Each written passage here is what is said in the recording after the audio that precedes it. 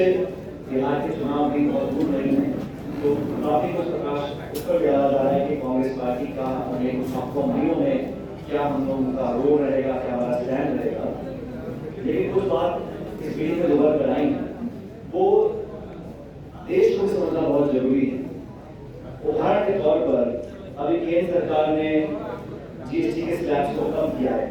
8 साल से राहुल गांधी जी कांग्रेस पार्टी चिल्ला कर बोल रहे थे कि जब जीएसटी लागू हुआ था, उसको राहुल जी ने संज्ञा ली थी जबरदस्ती टैक्स। लोगों के जीवन को, लघु छोटे दुकानदार उद्योगपतियों के जीवन को जटिल बनाने का एकमात्र उपाय था जो नरेंद्र मोदी ने लागू किया। आपको याद होगा जब जीएसटी को मनमोहन सिंह लाना चाहते थे तो बीजेपी ने पुरजोर विरोध किया था, सिर्फ विरोध करने के लिए। जब सरकार बन गई तो पार्लियामेंट में रात के 12 बजे बटन दबाकर बहुत बड़ा शो किया कि हमने बहुत बड़ा एक आविष्कार कर दिया। 8 साल लग गए गलती को सुधारने में, और अब इसको रिफॉर्म की संज्ञा दी जा रही है। आपकी जो 8 साल की गलती रही, लाखों करोड़ का नुकसान छोटे उद्योगपतियों को, मध्यम लोगों को हुआ, उसको आप अब ठीक कर रहे हैं। तो ट्वीट फटफटा के उनका धन्यवाद ज्ञापन हो रहा है, मनोरंजन किया जा रहा है। इस प्रकार का दोगलापन कब तक चलेगा? और लगभग हर आर्थिक नीति पर भाजपा का ये रवैया रहा है, चाहे एफडीआई रिटेल में हो, एफडीआई डिफेंस में हो, हिंदुस्तान और अमेरिका का जो परमाणु करार हुआ उस पर हो, जीएसटी पर लेकर हो, डायरेक्ट बेनिफिट ट्रांसफर हो, तमाम इकोनॉमिक रिफॉर्म्स पर बीजेपी ने पहले बहुत विरोध किया विपक्ष में। सत्ता में आने के बाद सब कुछ बदल गया। ये दोगलापन है, जाहिर हो चुका है। और आज बिहार में चर्चा मीटिंग में कर रहे थे तो सब लोगों ने कहा, जो चिंतित है बिहार की जनता के बारे में, कि आर्थिक हालात यहाँ पर बहुत विषम बन चुके हैं।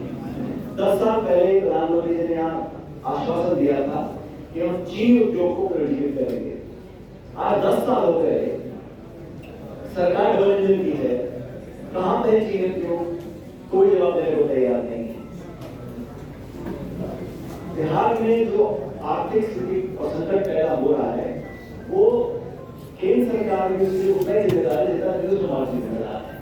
और राहुल गांधी जी ने जो वोट अधिकार यात्रा निकाली थी तेजस्वी के साथ, उस यात्रा को जो समर्थन मिला वो प्रत्याशित रहा।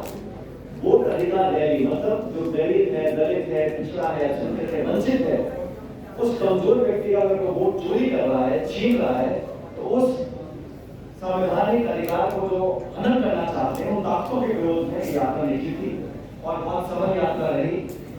बिहार में चुनाव बहुत दूर नहीं है और जो बदलाव की आहट पूरे प्रदेश में है वो हम लोग भी समझ रहे हैं और जान रहे हैं।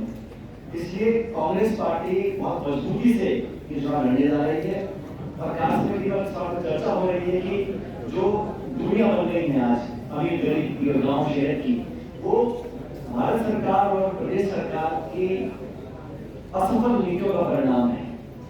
शुद्ध रूप से आज आप देखें तो हमारे अड़ोस पड़ोस के जो मुल्क हैं, वहां पे क्या पैदा हुए, उनसे हमारे रिश्ते कैसे हैं। चीन, अमेरिका जो हमारे पर लगातार आर्थिक प्रहार कर रहा है, उसका हम जवाब नहीं दे पा रहे हैं।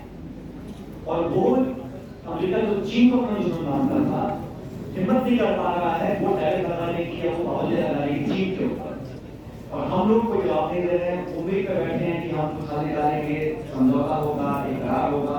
लेकिन इस प्रकार का रवैया जो राष्ट्रपति प्रधानमंत्री की दोस्ती का हवाला पूरी दुनिया में देते थे, आज वो दोस्ती देश को महंगी पड़ रही है। ये अब राष्ट्र देश का नौजवान समझ चुका है। बिहार में न जाने कितने पेपर लीक हुए, घोटाले हुए, और पेपर लीक होने के बाद जिन नौजवानों को अपना भविष्य अधिकार दिखता था वो अगर सड़कों पर आ रहे हैं तो मतलब लाठें बांधी जा रही है। मतलब निर्मम तरीके से पुलिस और प्रशासन ने लोगों को खदेड़ा है, नौजवानों को, हजारों लाखों लोगों को, उनके अरमानों को पानी फेंकेगा, कई लोग ओले हो जाएंगे।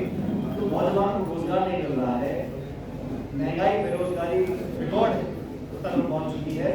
और दुर्भाग्यवश आज भी जो भाजपा या एनडीए के नेता सिर्फ सत्ता के लालच में नाना प्रकार के आश्वासन दे रहे हैं, वादे कर रहे हैं और लोगों को लुभाने के लिए प्रचार प्रसार अखबार झंडा बैनर पोस्टर लगा रहे हैं।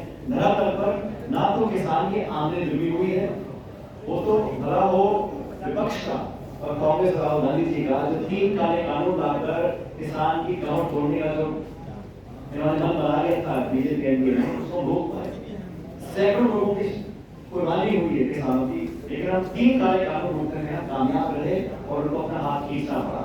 इसी प्रकार जब राहुल जी बोलते थे कि जनगणना होनी चाहिए जाति के आधार पर, ताकि पता पड़े कौन कहाँ पर रह रहा है, और मैं स्पष्ट करना चाहता हूँ ये जाति की जनगणना सिर्फ उस रिकॉर्ड में एक कॉलम जोड़ने का मात्र नहीं है कि आपकी जाति क्या है, वो आंकड़ा बहुत लाभदायक है, लेकिन वो गिनती कि कौन व्यक्ति किस परिवार में किस परिवेश में रह रहा है, क्या आमदनी के साधन है, सरकार की कितनी योजनाओं तक पहुंच रही है, कितने पढ़े लिखे हैं, और जो बजट है, जो पैसा है, जो स्कीम्स का कितना लाभ मिला, उनकी भागीदारी कितनी है अर्थव्यवस्था में, राजनीतिक कार्यक्रमों में, वो सब जानकारी हम सरकारों को मिलेगी तो हम डेटा और आंकड़ों के आधार पर अपना नीति निर्माण कर सकते हैं, बजट एलोकेशन कर सकते हैं और एक साइंटिफिक तरीके से लोगों को टारगेट कर बेनिफिट दे सकते हैं। आज क्या होता है, हेड ऑफ तरीके जिसको जो पसंद आया वो जिले में घोषित कर दिया, वो समाज को दे दिया, कोई आर्थिक मापदंड नहीं है। इसलिए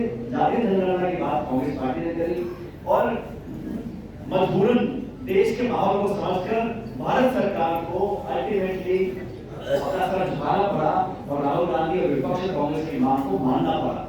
हम जीएसटी के बोलते थे, हमारे 8 साल बाद मानी, कई साल तक हमने मांग रखी जनगणना की, अंत में केंद्र सरकार ने उसको माना।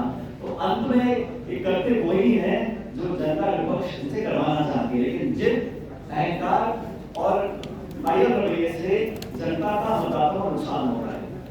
आज की इस मीटिंग से मुझे लगता है कि हमारी पार्टी को और पूरे देश के यहाँ हमारे नेता आए हुए हैं, तो निश्चित रूप से सबने संकल्प लिया नेताओं ने कि बिहार चुनाव में चाहे किसी प्रदेश का भी हो, छोटा नेता बड़ा नेता अपने भाव से इस चुनाव अभियान में कंधा देगा। हमारे गठबंधन को, पार्टी के चुनाव प्रचार में राहुल जी को, प्रियंका जी, खड़गे साहब, हम सब लोग मिलकर प्रचार करेंगे बिहार में, क्योंकि बिहार में बदलाव होना निश्चित है। लेकिन ये प्रशासन, निर्वाचन आयोग की जो निष्पक्षता है उस पर भी मतदाताओं को हमको बहुत पहले नजर रखनी पड़ेगी। वोट गायब कर दीजिए, वोट जोड़ दीजिए, और जिस पारदर्शी तरीके से निर्वाचन आयोग को अपना काम करना चाहिए, दुर्भाग्यवश वो नहीं कर रहा। संवैधानिक संस्था होने के बावजूद उसको पार्टी, दल, विचारधारा, राजनीतिक एसोसिएशन से ऊपर उठकर काम करना चाहिए, क्योंकि वही रक्षक है इस लोकतंत्र में चुनाव करवाने की। उनके संरक्षण में चुनाव होते हैं। हम अक्सर पढ़ा करते हैं अखबारों में, कोई पहाड़ है, रेगिस्तान है, वहां पर 1 मकान है, 2 वोट हैं, तो निर्वाचन आयोग के अधिकारी साधन नहीं हो तो झाड़ू के ऊपर वोटिंग मशीन लेकर दिनों दिन चलते थे ताकि वो वोट देने वाला व्यक्ति वंचित ना रह जाए। इस भावना के साथ हमेशा से निर्वाचन आयोग ने काम किया है कि आज आप देखिए हम प्रमाण दे रहे हैं, डेटा दे रहे हैं, पब्लिकली दे रहे हैं। राहुल गांधी जी ने कोई बंद खबरें नहीं कहा, जो डेटा है, वोटर लिस्ट है, वोट कटे हैं, जुड़े हैं, 1 मकान में 250 लोग रह रहे हैं, दिखाया गया, जो जिंदा है उनको वोट दिखाया गया, मरे लोगों की वोट जोड़ी जा रही है, और उस पर आज तक निर्वाचन आयोग ने उस तथ्य का खंडन नहीं किया और निर्वाचन आयोग ने आज तक कोई जांच नहीं बिठाई। राहुल गांधी से वो राव मांग रहे हैं, आप किसी थाने में जाएं एफआईआर लिखवाने के लिए और आप थाने बोले पहले आप मुझे एफआईआर लिख के दो तब मैं कार्रवाई करूंगा, ये कहां तक है कानून। तो और अंत में हम सवाल पूछते निर्वाचन आयोग से, और मजे की बात यह है कि जो जवाब आता है वो भाजपा के प्रवक्ता देते हैं, ये बड़ी बड़ी बात है। तो निर्वाचन आयोग को जनता की, विपक्ष की सारी आवाज सुननी पड़ेगी, निष्पक्ष पारदर्शी तरीके से चुनाव कराने पड़ेंगे, वोटर लिस्ट हम लोगों को देनी पड़ेगी ताकि हम जांच कर सकें। और निर्वाचन आयोग ने स्वतः जो फैसला लिया कि जो पोलिंग बूथ पे सीसीटीवी कैमरा लगते हैं उस रिकॉर्डिंग को हम 45 दिन में नष्ट कर देंगे। क्यों कर देंगे? अगर मुझे चुनाव को चुनौती देनी है कोर्ट में जाके, अदालत मुझसे एविडेंस मांगेगी, एविडेंस आप नष्ट कर रहे हैं। तो निर्वाचन आयोग स्वतः ही सीसीटीवी फुटेज नष्ट करना चाहता है, वोटर लिस्ट देना नहीं चाहता, जांच करवाने के लिए, सिर्फ विपक्ष को डराने के लिए आप प्रेस कॉन्फ्रेंस कर रहे हैं। ये मैं समझता हूँ लोकतंत्र के लिए, हमारे गणतंत्र के लिए, हमारे भविष्य के लिए कुछ संकेत नहीं है। और आप लोग चुनौती को स्वीकार किए हैं और कांग्रेस पार्टी पूरी मुस्तैदी से, पूरी ताकत के साथ चुनाव अभियान में लगने वाली है।